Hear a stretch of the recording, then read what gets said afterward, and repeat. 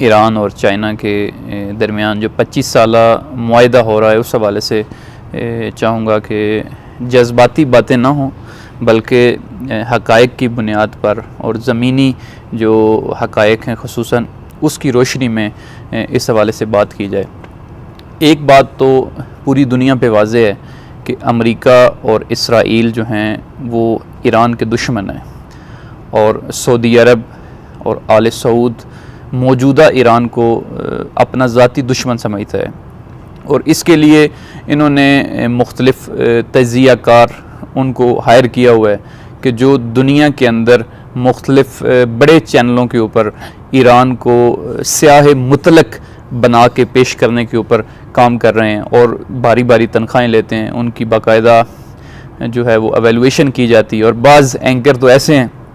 کہ جن کے بارے میں یہ کنفرم ہے کہ وہ اس سطح پہ ایران کو سیاہ مطلق اور روسیہ بنا کر پیش کرنے کے ماہر ہیں کہ ان کو باقاعدہ اس کے عوض میں بڑی بڑی جو ہے وہ تنخواہیں اور بڑے بڑے جو ان کو انعامات ہیں ان سے نوازا جاتا ہے۔ بہرحال ایران نے خصوصاً ایران کے اندر جو موجودہ حکومت ہے اس نے اپنا جو زاویہ نگاہ تھا خصوصاً اقتصادی میدان میں اس کو مغرب کی طرف کیا ہوا تھا، اور 5+1 کے جو ایٹمی مذاکرات ان ممالک میں شروع ہوئے تھے جس میں خود امریکہ بھی شامل تھا، اور امریکہ کے علاوہ مغربی طاقتیں بھی تھیں اور چائنا اور روس بھی اس میں شامل تھے، لیکن اس کے انہی مذاکرات کے درمیان جب ہم دیکھتے ہیں کہ امریکہ کے وزیر خارجہ مائک پومیو نے تقریباً 12 نکاتی ایک ایجنڈا جو ہے وہ اس مذاکراتی عمل کے درمیان رکھا کہ ایران اس کے مطابق اگر چلے گا تو ہم اس کا حصہ رہیں گے، ورنہ ہم اس مذاکراتی عمل سے باہر نکل جائیں گے، اور اس میں سے واضح طور پہ یہ تھا کہ ایران اپنے جو بیلسٹک میزائل سسٹم ہے اور ایران اپنے جو ایٹمی توانائی کا ادارہ ہے اس کے اوپر اس تک ہمیں رسائی دے گا۔ در حقیقت یہی ایران کی دشمن کے مقابلے میں ایک بڑی اسٹریٹجی بھی ہے اور طاقت بھی ہے، اس کا بیلسٹک جو میزائل سسٹم ہے اور ایٹمی جو اس کا ادارہ ہے۔ در حقیقت وہ یہ چاہتے تھے کہ ایران کو اس کے ایٹمی ادارے کے اوپر رسائی حاصل کرنے کے ذریعے سے ہم اپنے کنٹرول میں لے سکیں، یا وہ چیزیں جو اس کی مخفی ہیں اس تک ہم رسائی کر سکیں، لیکن ایران اور ایران کی لیڈرشپ نے اس کو تسلیم نہ کیا، اور امریکہ یک طرفہ طور پہ اس مذاکراتی عمل سے باہر چلا گیا۔ اس کے بعد بھی ایرانی جو مذاکراتی ٹیم تھی جس کے سربراہ خود وزیر خارجہ جواد ظریف تھے، انہوں نے جو مختلف اپنی ٹیم کے ساتھ جا کر یہ بھی کوشش کی کہ اگر امریکہ اس مذاکراتی عمل سے نکل بھی گیا ہے تو ہم یورپ کو یہ قائل کر سکیں کہ وہ آئیں اور ہمارے ساتھ معاہدہ کریں تاکہ اقتصادی پابندیاں ختم ہو سکیں، لیکن بالآخر یورپ بھی جو ہے وہ قائل نہ ہو سکا، اور وہ مذاکراتی عمل جو ہے وہ ایک سردمہری کا شکار ہوا، اور ایران نے بھی اس میں سے پیچھے کی طرف جو ہے وہ قدم بڑھانا شروع کر دیا۔ اسی طرح یہ جو منصوبہ تھا یہ بری طرح شکست سے دوچار ہوا، اور مذاکرات جو ہے وہ کامیاب نہ ہو سکے ایران کے مغربی دنیا کے ساتھ۔ اسی طرح پھر جب امریکہ نے یہ دیکھا کہ یہ تو کامیاب نہیں ہو سکے، بلکہ ایران یہ بھی سمجھتا تھا کہ اس مذاکراتی عمل کے ذریعے سے ہمیں جو ہے وہ ہمارا وقت ضائع کیا جا رہا ہے کہ ایران کے اوپر اقتصادی پابندیاں بھی باقی رہیں اور اس کا وقت بھی ضائع کیا جائے اس مذاکراتی عمل کے ذریعے سے، اور ملک کے اندر جو اقتصادی صورتحال ہے وہ بھی دن بدن جو ہے وہ زبونی کی طرف جاتی جائے۔ اب اس کے بعد کیا ہوا کہ امریکہ نے دوسری طرف ایران کے اوپر پریشر ڈیولپ کرنے کے لیے خطے کے اندر یعنی مشرق وسطیٰ کے اندر جو ہے وہ اور بھی چالیں چلیں تاکہ ایک طرف اقتصادی پریشر اس پہ رہے، دوسری طرف انہوں نے عرب نیٹو بنانے کی کوشش کی، لیکن ایران نے اپنے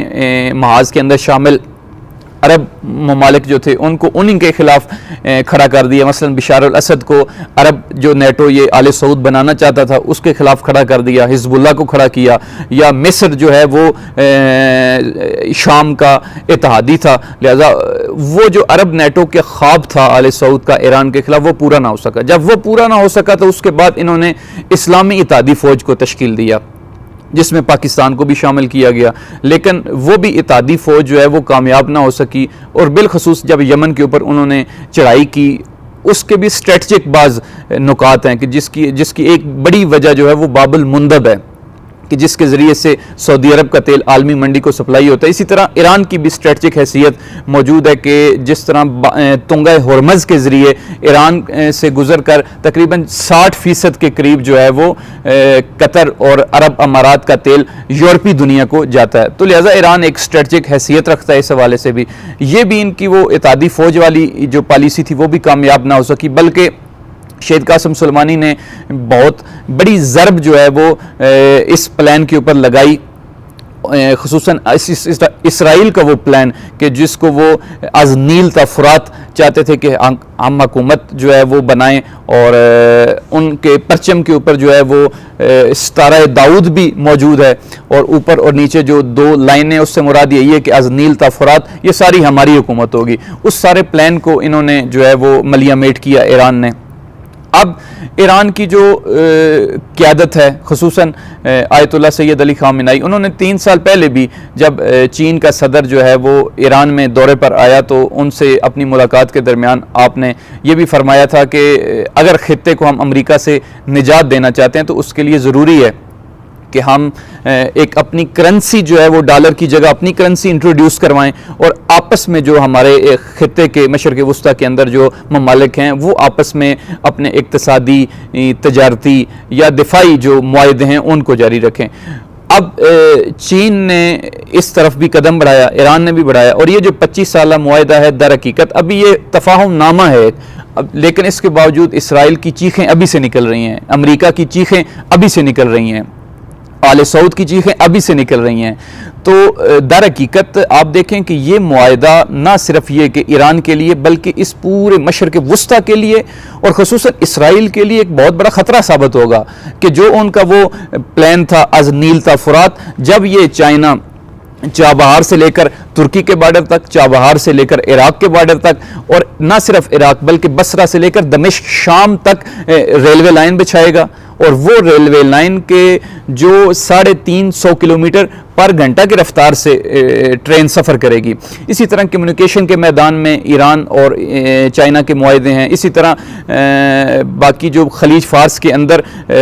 مچھلیوں کے حوالے سے، اور پھر دوسرا جو ہے وہ ایران میں خام تیل نکالنے کے حوالے سے آئل ریفائنریاں جو ہے ایران کی ضرورت ہے، اس کو جو ہے وہ چائنا یہاں پہ انویسٹمنٹ کرے گا۔ تو یہ ایک بہت بڑا منصوبہ ہے کہ جو واقعاً خطے کی صورتحال کو بدل دے گا، اور یہ ایران کی اسٹریٹجک ضرورت بھی ہے کہ ایران مغرب سے اپنی نظر کو ہٹا کر اپنے مشرق کی طرف، اور یعنی مشرق سے مراد یہ نہیں کہ مشرقی جس طرح امام خمینی کہتے تھے لا شرقیہ لا غربیہ، یہ وہ لا شرقیہ لا غربیہ نہیں ہے، بلکہ جغرافیائی طور پہ ہم مشرق کی بات کر رہے ہیں، نہ یہ کہ اس وقت چونکہ شوروی اور امریکن 2 سسٹم تھے جس کا امام نے انکار کیا۔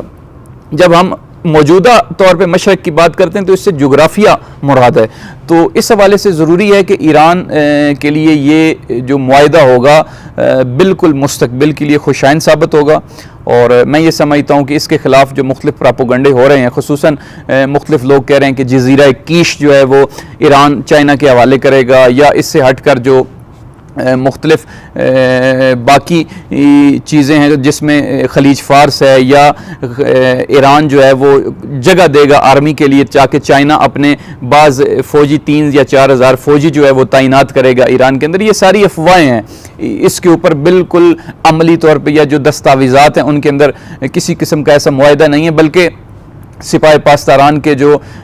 چیف ہیں سردار حسین سلامی، انہوں نے بھی چند دن پہلے خاتم الانبیاء بیس کے اندر اصفہان میں خطاب کرتے ہوئے یہ فرمایا تھا کہ ایران 1 انچ بھی اپنا کسی خارجی ملک کے فوجی کو یا کسی طاقت کو نہیں دے گا، اور نہ ہی یہاں پہ